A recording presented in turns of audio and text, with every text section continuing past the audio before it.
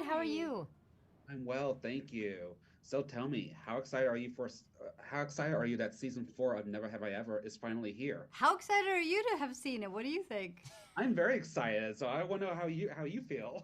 It's we finished shooting season 4 about a year ago, and I think that we kind of blocked it out because it was such a bittersweet feeling to finish filming the final season. But now that it's about to come out and we're doing press for it, we're Just reminded. just reminded of Back in the how world, yeah. yeah.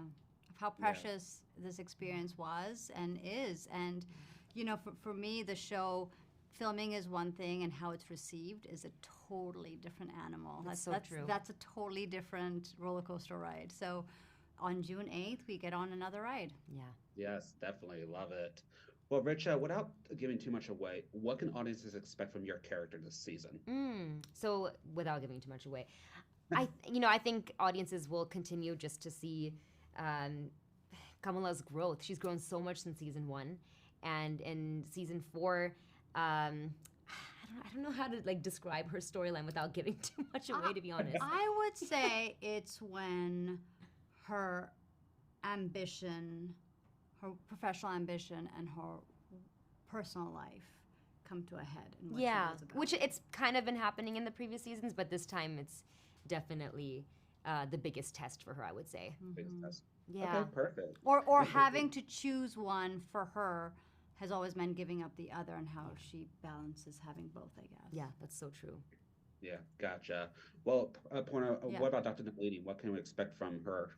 I think this season is the theme for me is really letting go, healing from the grief that she's experienced, being able to show up as a more present parent. When Mohan died, there was a hole. She was one type of parent, and she had to step into the shoes of another parent. She was unable to do that because she was in grief. So season 4 is really about part of being a parent is letting go of your child. Believe it or not, that's the hardest part, and that's the most important part. And so it's that letting go of Devi, letting go of even cultural things that she's held on to that are not allowing her to grow. Yeah, Letting go of restrictions on herself. exactly. Yeah.